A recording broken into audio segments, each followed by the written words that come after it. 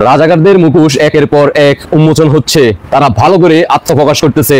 এই বন্ড হুজুর বলতেছে 16ই ডিসেম্বর নাকি কালো দিবস ছিল, আর 1971 পর থেকে নাকি এই বাংলাদেশ নাকি হিন্দুদের দ্বারাই পরিচালিত হইতো।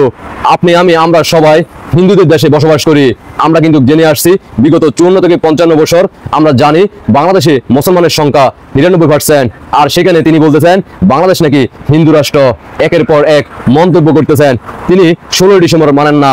টাকলা ফোয়াদের মতো, টাকলা ফোয়াদ যেভাবে কক্সবাজারে বিভিন্ন রিসোর্টে নারী নিয়ে ইতিমধ্যে তাদের ভিডিও লিঙ্ক আপনারা দেখে ফেলছেন।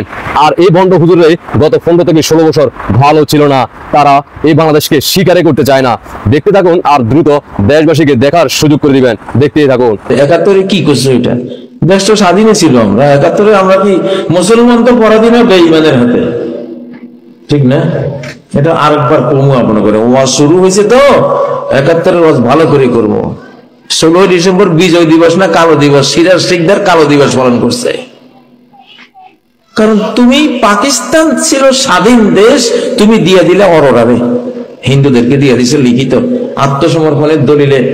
দলিলে এই মানচিত্রটা আত্মসমর্পণ দলিলে দিয়ে দিছে অরোরা, ভারতের সেনাপতিরে।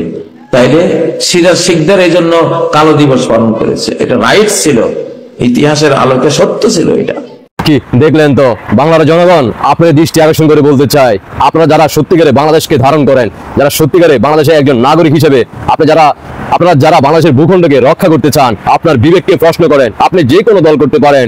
এই বন্ড হুজুরদের সামনে আপনারা থাকেন, আপনারা ওয়াজ শোনেন, আবার তিনি 71-এর ওয়াজ নিয়ে তিনি ভালো করে ওয়াজ করবে। এখন নাকি মাত্র শুরু হয়েছে, তাহলে সামনে আরো দিন আছে, তখন আপনারা কি শুনবেন?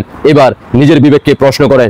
এই বন্ড হুজুরের দৃষ্টি আকর্ষণ করে বলতে চাই, যদি তুমি জীবিত থাকো, মাননীয় প্রধানমন্ত্রী শেখ হাসিনা ক্ষমতা নেওয়ার পর্যন্ত যদি তুমি জীবিত থাকো, খোদার কসম করে বলতেছি এই বাংলার মাটিতে তোমাকে প্রকাশ্যে উলঙ্গ করে তোমাকে ইনকলাব জিন্দাবাদ, জাতীয়তাবাদী জিন্দাবাদ, পাকিস্তান জিন্দাবাদ, বাংলাদেশ থেকে করাচিতে পাকিস্তানে পাঠিয়ে দেওয়ার ব্যবস্থা সম্পূর্ণ করা হবে। তবে সেটা শরীরে থাকবে না কোনো মাংস, থাকবে শুধু হাড্ডি। ওই কঙ্কালটা শুধু তোমাকে পাকিস্তানে পাঠিয়ে দেওয়ার জন্য জয় বাংলা সৈনিকেরা, 71 সৈনিকেরা, মুক্তিযুদ্ধ সৈনিকেরা, যারা বাংলাদেশকে ভালোবাসে, যারা বাংলাদেশের ভূখণ্ডকে রক্ষা করতে যায়, তারা সবাই ঐক্যবদ্ধ হয়ে তোমাদেরকে পাকিস্তান করাচিতে পাঠিয়ে দিবে ইনশাআল্লাহ। তোমাদের বিদায়ের ঘন্টা বেজে গেছে।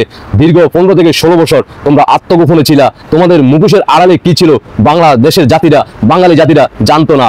আর 5ই আগস্টের পর থেকে মুখোশের আড়ালে যে তোমাদের আসল চেহারা, সেটা বাংলার মানুষ জেনে গেছে।